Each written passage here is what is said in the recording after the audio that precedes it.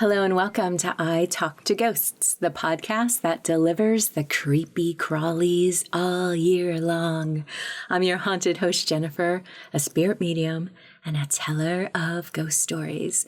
Tonight, dear guest, I have for you stories of crawling ghosts. Yee! Then, after the spooky, stay for the spiritual. Join me at my seance table for a message from the spirits. I open up this space for a message to come through for someone listening to the podcast. And since you are listening, this message could be specifically for you. That's later on in the podcast.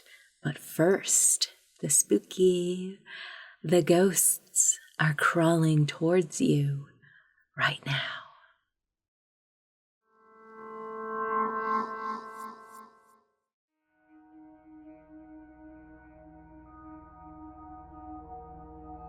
When I was about 14 years old, my cousin, who was 12 at the time, spent the night at my house.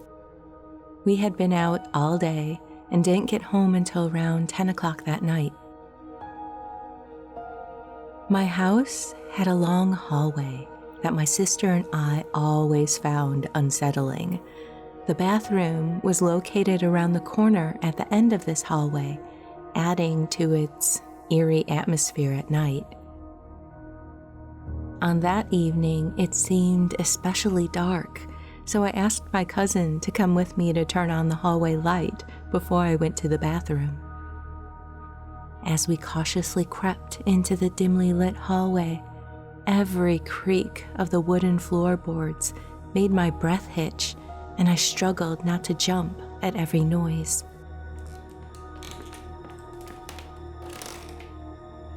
As we neared the corner, we suddenly heard the bathroom door slam open against the wall. Startled, my parents called out, asking what had caused the noise. We certainly didn't know. My cousin and I involuntarily grabbed each other as we inched closer to the hallway's corner.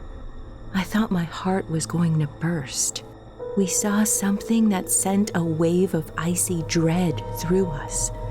A girl in a wet green dress, her long stringy hair dripping over her face, was crawling out of the shadows of the bathroom. Needless to say, we screamed and ran away, forgetting about my need for the bathroom. From that night on, I never dared walk down that hallway alone.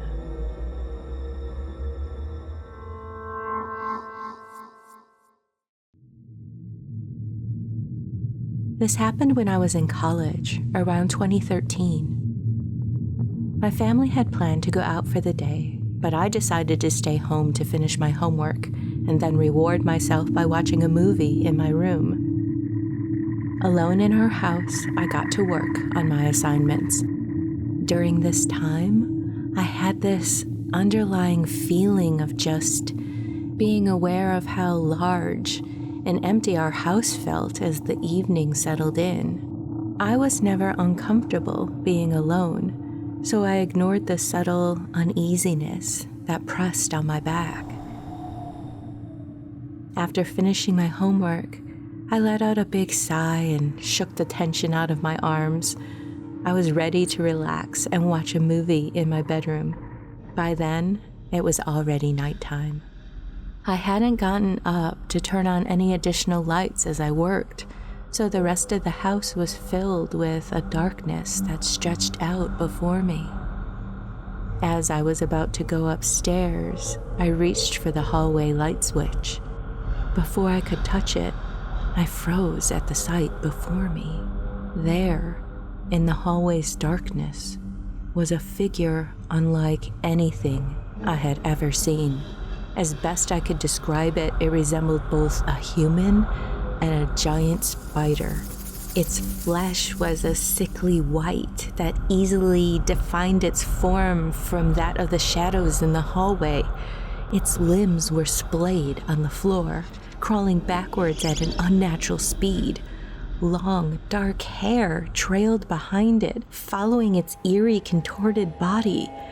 I felt my energy drained from me, and my brain couldn't form a logical thought to deal with any of this crawling, monstrous thing.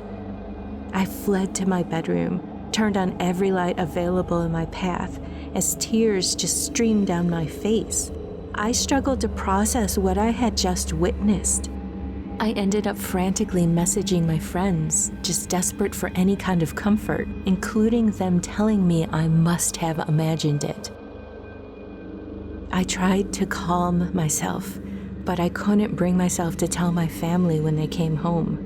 I knew they would be terrified. We were all kind of really afraid of ghosts and never watched horror movies.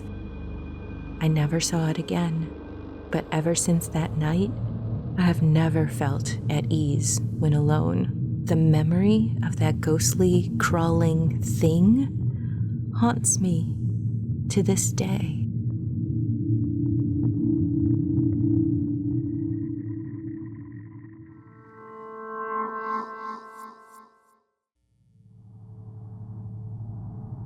I've always hated the basement to my house.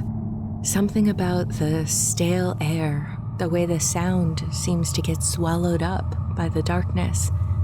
It never sat right with me. I avoided going down there as much as I could. But one night, I had no choice. My power had gone out on the main floor, and the breaker box was downstairs, in that basement. Armed with only my phone's flashlight, I crept down the wooden stairs, each step groaning as I made my way down there. The air was damp, thick with the scent of mildew. I hurried to the far wall, flipped on the breaker, and let out a relieved breath as the lights flickered back on, casting a glow down the basement steps. Heading back towards the warmth and the light, I was focused on my goal as I ascended the basement steps as quickly as I could. That's when I heard it. A scraping sound, soft at first, like fabric dragging against wood. It came from the bottom of the stairs. I turned slowly, my stomach tightening. There, in the dim, something shifted in the shadows. A figure was crawling towards me. Its limbs moved in a sickeningly slow, unnatural way, elbows and knees jutting at sharp angles. I couldn't see all of its face in the darkness, but I could feel its eyes, hollow and empty, locked onto mine. I staggered backwards up the remaining steps, my pulse hammering in my ears. It moved faster, its nails scraping against the wooden stairs as it pulled itself, crawled up towards me. As I struggled to get away from it, my frantic movements swayed the light from my phone this way and that, and when the light did land on the figure again, it was halfway up the stairs. I bolted up the last of the steps, slamming the basement door behind me and throwing the deadbolt into place. It didn't seem like a strong enough latch. I left for the evening, staying with a friend until the reasoning of daylight found me. I haven't opened that door since. I will never go down there alone again. Sometimes, when the house is quiet, I think I hear it. Soft, rhythmic scratching from the other side of that door.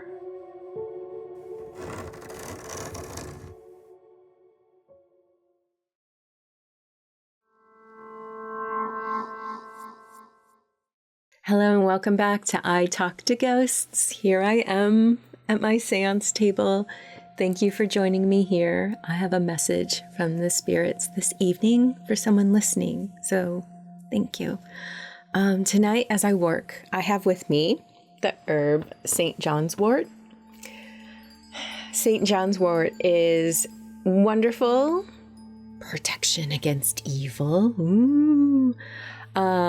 But it's also considered to match up with frequencies of love and happiness, health, and strength.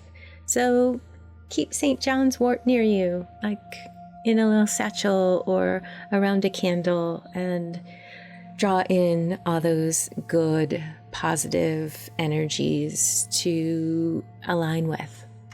That's St. John's wort.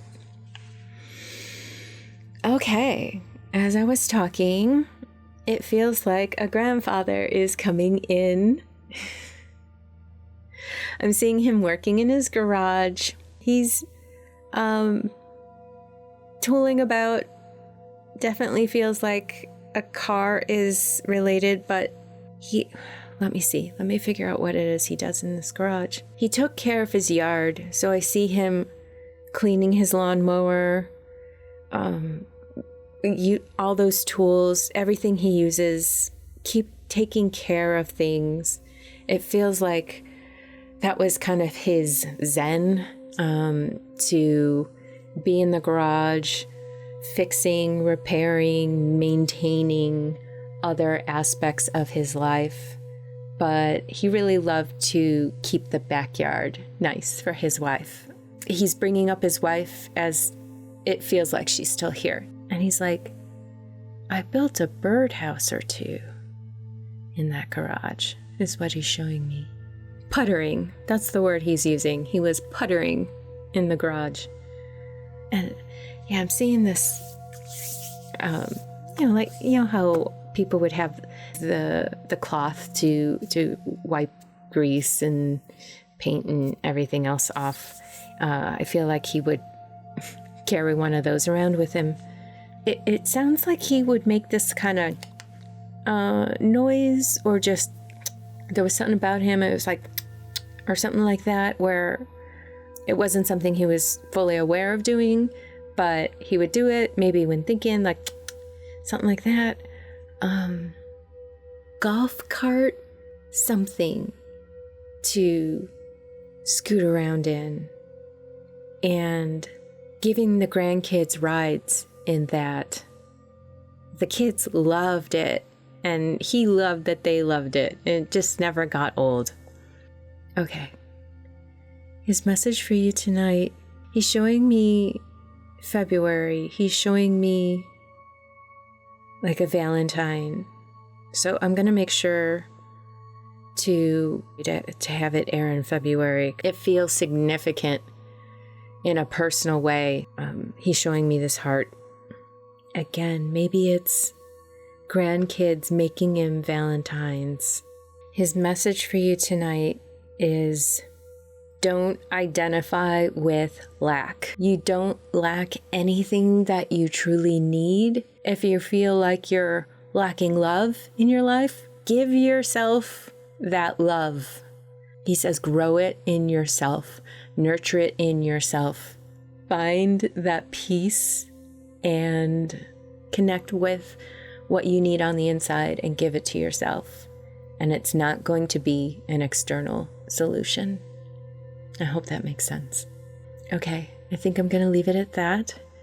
If these messages connect for you, as always, please let me know. You can email me at speaknow@italktoghosts.com.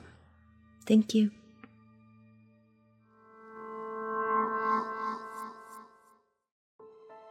Are you enjoying the podcast? Please leave a kind review or share it with a friend. These small actions take only a few moments, but they immensely help support the podcast. Thank you for supporting my work and the podcast.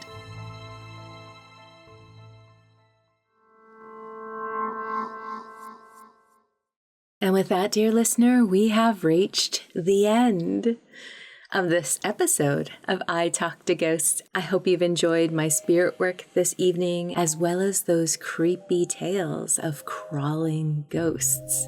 Have you ever experienced something paranormal crawling towards you? I would love to hear about it. I can never have enough ghost stories in my life, so please reach out.